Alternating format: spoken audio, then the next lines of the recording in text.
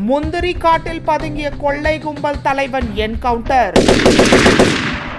வழிப்பறி கொள்ளையில் கடலூரை அலறவிட்ட ரவுடி மொட்டை விஜய் சுடப்பட்டது ஏன்?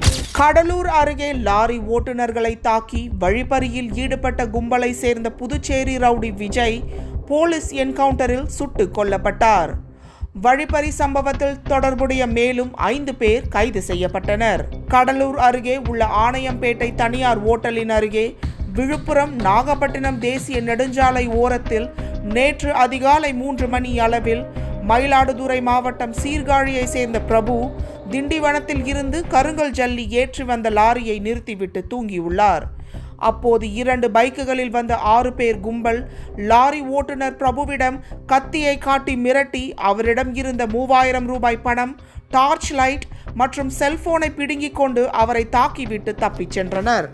பெரியப்பட்டு பேருந்து நிறுத்தம் அருகே விழுப்புரம் நாகப்பட்டினம் தேசிய நெடுஞ்சாலையில் உள்ள சர்வீஸ் சாலையில் அந்த மர்ம கும்பல் திண்டிவனத்தில் இருந்து எம்சாண்ட் ஏற்றி கொண்டு வந்த சீர்காழியை சேர்ந்த ஓட்டுநர் மணிமாறன் என்பவரை நெற்றியில் குத்திவிட்டு செல்போன், பணத்தை பறித்து கொண்டு தப்பிச் சென்றது. லாரியை ஓரமாக நிறுத்திவிட்டு தூங்கிக் கொண்டிருந்த மணிமாறனை எழுப்பி அந்த 6 பேர் கொண்ட கும்பல் கொள்ளையில் ஈடுபட்டது தெரிய வந்தது. இதில் காயமடைந்த ஓட்டுநர் மணிமாறன் கடலூர் அரசு மருத்துவமனையில் சிகிச்சை பெற்று திரும்பியுள்ளார்.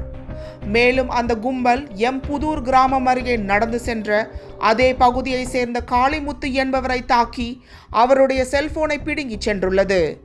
இந்த தொடர் வழிப்பறி சம்பவங்கள் லாரி ஓட்டுநர்களிடம் பெரும் பரபரப்பை ஏற்படுத்தியது.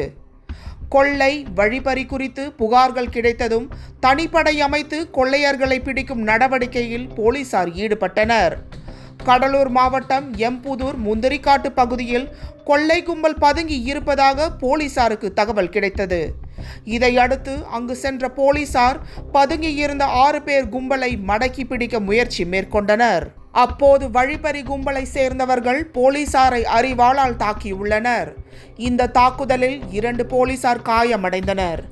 இதையடுத்து ஆய்வாளர் சந்திரன் புதுச்சேரியை சேர்ந்த ரவுடி விஜயை துப்பாக்கியால் சுட்டார். இந்த துப்பாக்கி சூட்டில் விஜய் அந்த இடத்திலேயே உயிரிழந்தார். பின்னர் அங்கிருந்த புதுச்சேரியை சேர்ந்த ரேவந்த் குமார், விழுப்புரம் மாவட்டம் பில்லூரை சேர்ந்த விக்னேஷ், புதுச்சேரியை சேர்ந்த அன்பரசு மற்றும் ஆகாஷ், திரியாஸ் ஆகிய 5 பேரை கைது செய்தனர். இந்த தாக்குதலில் காயமடைந்த போலீசார் கடலூர் அரசு மருத்துவமனையில் சிகிச்சை பெற்று வருகின்றனர்.